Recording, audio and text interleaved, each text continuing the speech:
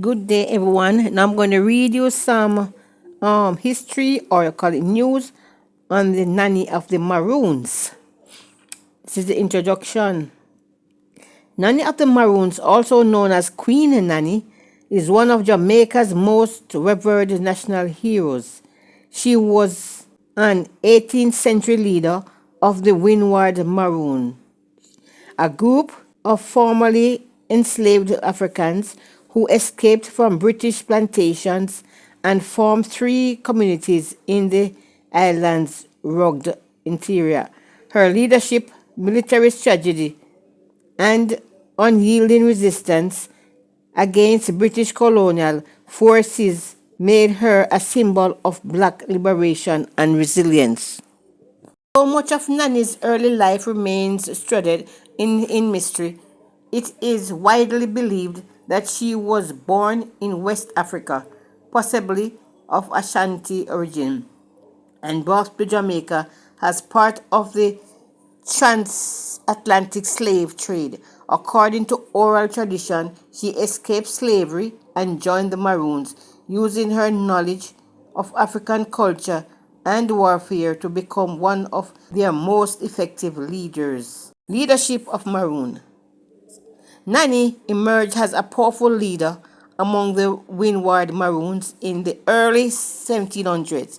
She established a settlement called Nanny Town in the Blue Mountains, where she led her people in organizing raids on British plantation to free enslaved Africans.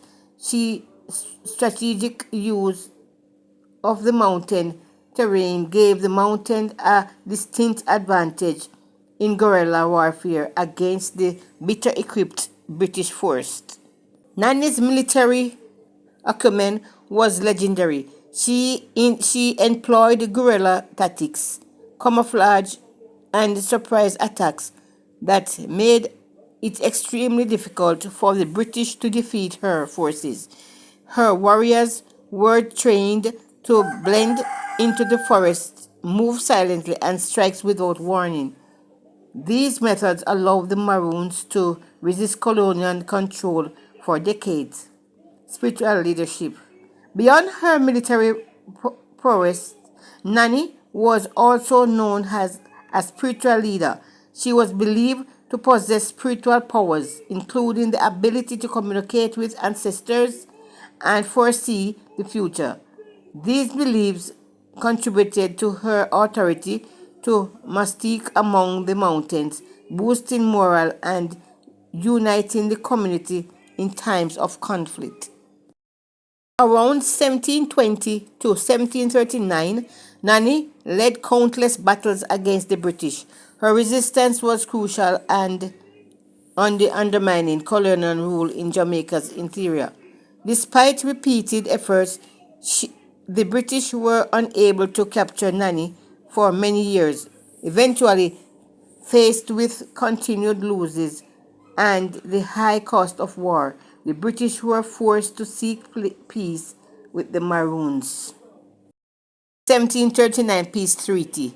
In 1739, the British signed a treaty with the Maroons, granting them land and a decree of autonomy in exchange for peace and to return of future runaway slaves. While the treaty was controversial, especially the clause about returning runaways, she marked a significant victory for the Maroons. It was one of a few times a European colonial power negotiated with formerly enslaved Africans equal. Nanny is believed to have died sometime around 1750, though the exact circumstances remain unclear. Her legacy, however, has endured. Nanny Town was eventually destroyed by the British, but her memory lived on in Maroon oral history and Jamaican folklore. She became a powerful symbol of resistance, freedom, and the strength of African heritage in the Caribbean. National hero. In 1975, Nanny was officially declared a national hero of Jamaica, the only woman to receive that honor. Her image now appears on the Jamaican $500 note, often called a Nanny, in her honor. Schools, streets, and institutions bear her name, and her story is thought as an essential part of Jamaican history. Nanny of the Marroons remained a towering figure in Caribbean history. Her courage, leadership, and spiritual strength exemplify the struggle of freedom and justice for Jamaicans and people of African descent worldwide. She stands as a symbol of the unbreakable spirit of resistance against oppression. Her history is not just a tale of the past, but an ongoing inspiration for generations to come. So that is some story there on Nanny. Thank you guys for listening. Like, share, and subscribe. Thank you. There comes a point in each person's life where they are tasked with an important decision. A decision that may affect not only them, but also their country. Change gon' come, yes it will. A decision to keep things the way they are,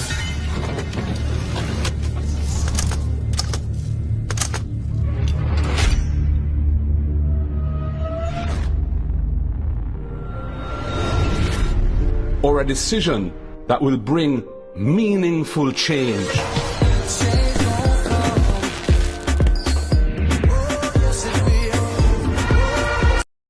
Our national hero. Paul Bougle was a Jamaican Baptist deacon and activist who played a crucial role in the fight against injustice and colonial oppression in 19th century Jamaica. He is best remembered as the leader of the 1865 Morant Bay Rebellion, a pivotal event in the island's history. His courage and commitment to injustice eventually led to his death, but his legacy lives on, making him one of the Jamaica's seventh national hero. Early life of Paul Bougle. Paul Bougle was born around 1825 in Stony Gut, a small village in St. Thomas Parish, Jamaica. Though little is known about his early life, it's believed he was a free black man during a time when slavery had only recently been abolished in 1834. He received some education and became a landowner, an important accomplishment for a black man in post-slavery Jamaica. His religious leadership. Bougle became a Baptist deacon under the guidance of Reverend James Philipper, one of the missionaries who supported the education and development of freed slaves. His role in the church gave him moral authority in his community, where he was respected not just for his faith but also for his wisdom in leadership skills. Social and economic conditions. The years following emancipation were, though, for many black Jamaicans, although legally free, most faced extreme poverty, lack of land, high taxes, and racial discrimination. The colonial government, dominated by white elites, ignored the cries of the poor. Bougle became increasingly frustrated with the injustices that plague his people. Journey to Spanish Town. In 1865, Bougle led a group of his followers on a 45-mile walk to Spanish Town, the capital of Jamaica at the time. They attempted to present their grievances to Governor Edward Eyre, but were denied an audience. This dismissal was a turning point. It convinced Bougle and his supporters that peaceful efforts will bring being ignored. Bay Rebellion. On October 11, 1865, tension exploded into the Morant Bay Rebellion. Protesters marched to the courthouse in Morant Bay, where clashes were militia forces, resulted in deaths of both sides. The uprising was Bougle's response to decades of oppression, and though it was violently suppressed, it sent a powerful message. In response, Governor Eyre declared martial law and launched a brutal crackdown. Over 400 people were killed, and many more were flogged or imprisoned. Paul Bogle was captured, tried, and hanged on October 24, 1865. His execution, along with that of George William Gordon, a politician who supported the cause, sparked outrage in Britain. Impact and legacy. Although the rebellion was crushed, it brought international attention to the conditions in Jamaica. The British government eventually recalled Governor Eyre and began to make reforms in the colony's administration. Bogle's sacrifice was not in vain. It laid the groundwork for future movements toward equality and self-governance. Hero. In 1969, more than a century after his death, Paul Bogle was officially declared a national hero of Jamaica. His image appears on the Jamaican $2 coin, and his legacy is honored in schools, monuments, and history books across the island. His life is a symbol of resistance and the struggle for justice. Paul Bogle's courage in the face of oppression has made him a lasting figure in Jamaica's journey toward freedom. He stood up for the poor and oppressed, demanding dignity and fairness. Today he remains an enduring reminder that one voice, backed by conviction and community, can spark change that echoes through history. So please like, share, and subscribe so you can get more of what's coming about the national heroes and other news. So thank you guys. God bless.